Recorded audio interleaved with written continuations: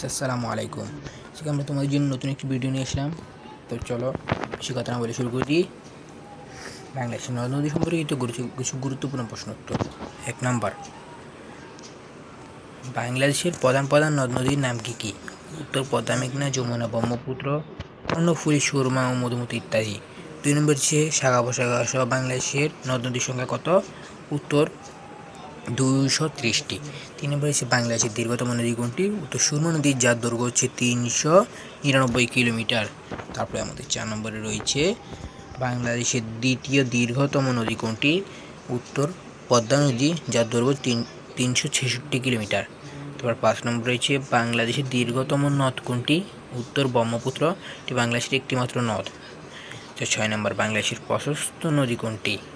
উত্তর যমুনা। তারপরে আমাদের 7 নম্বর রয়েছে বাংলাদেশের খরস্রোতা নদী কোনটি? উত্তর কর্ণফুলী। 8 নম্বর, বাংলাদেশ ও মায়ানমারকে বিভক্তকারী নদী কোনটি? উত্তর নাফ। 9 নম্বর, নাফ নদীর দৈর্ঘ্য কত? উত্তর 56 কিলোমিটার। তারপর আমাদের 10 নম্বর রয়েছে বাংলাদেশ ও ভারতকে বিভক্তকারী নদী কোনটি? উত্তর হারিয়াভাঙ্গা।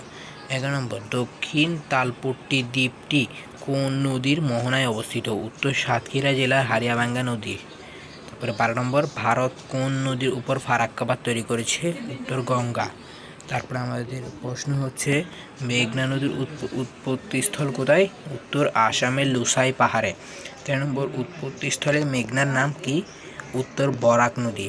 14 নম্বর, কোন নদী বাংলাদেশের ভেতরে 2 ভাগ হয়ে কিছু দূর প্রবাহিত হয়ে পুনরায় মিলিত হয়? উত্তর মেঘনা। তারপরে আমাদের 15 নম্বর রয়েছে 2 ভাগ হয়ে মেঘনা কি কি নামে প্রবাহিত হয়? উত্তর সুরমা ও কুশিয়ারা। 16 নম্বর, সুরমা ও কুশিয়ারা নদী কোথায় মিলিত হয়ে মেঘনা নদী নাম ধারণ করে? উত্তর ভৈরব বাজার নিকট। পরীক্ষায় আসলে আপনারা দিবেন আজমেরীগঞ্জ, ঠিক আছে। তারপর 17 নম্বর, সুরমা ও কুশিয়ারা পুনরায় মিলিত হয়ে কি নাম ধারণ করে? উত্তর কালনী। তারপরে আমাদের 18 নম্বরে রয়েছে কালনী কোথায় পুনরায় মেঘনা নাম ধারণ করে? উত্তর ভৈরব বাজার নিকট বিদ্রোহ। যদি কোনো পরীক্ষা আসে তাহলে আপনারা দিবেন আজমেরীগঞ্জ। তারপর 19 নম্বর, মেঘনা নদী কোথায় পতিত হয়েছে? উত্তর বঙ্গোপসাগরে। 20 নম্বর, বাকেল্যান্ড বাঁধ কোন নদীর তীরে অবস্থিত? উত্তর বুড়িগঙ্গা। তারপরে আমাদের 21 নম্বর রয়েছে পদ্মা নদী মেঘনার সাথে মিলিত হয়েছে কোথায়? উত্তর চাঁদপুরে। 23 নম্বর, যমুনা নদী পদ্মার সাথে মিলিত হয়েছে কোথায়? উত্তর গোয়ালন্দ। তারপর 24 নম্বর এসে পুরাতন ব্রহ্মপুত্র নদী মেঘনা নদীর সাথে মিলিত হয়েছে কোথায়?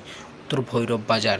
তারপর আমাদের 25 নম্বরে রয়েছে বাঙালি নদী যমুনা নদীর সাথে মিলিত হয়েছে কোথায়? উত্তর বগুড়া। তারপরে 26, রূপসা নদীর সাথে ভৈরব নদী মিলিত হয়েছে কোথায়? উত্তর খুলনা। 27, তিস্তা নদী ব্রহ্মপুত্র নদীর সাথে মিলিত হয়েছে কোথায়? উত্তর কুড়িগ্রামের চিলমারিতে। তারপরে 28 নম্বরে রয়েছে বাংলাদেশের জলসীমার উৎপত্তি ও সমাপ্তি নদী কোনটি? উত্তর হালদা ও সাঙ্গু। 29, হালদা নদীর উৎপত্তিস্থল কোথায়? উত্তর খাগড়াছড়ির বাদনাতলি পর্বত শৃঙ্গ থেকে।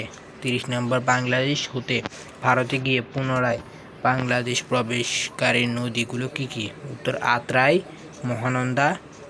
তারপরে এটাকে আমরা পূর্ণ ভরা টাঙ্গানো বলি। তো আজকে এতটুকুই।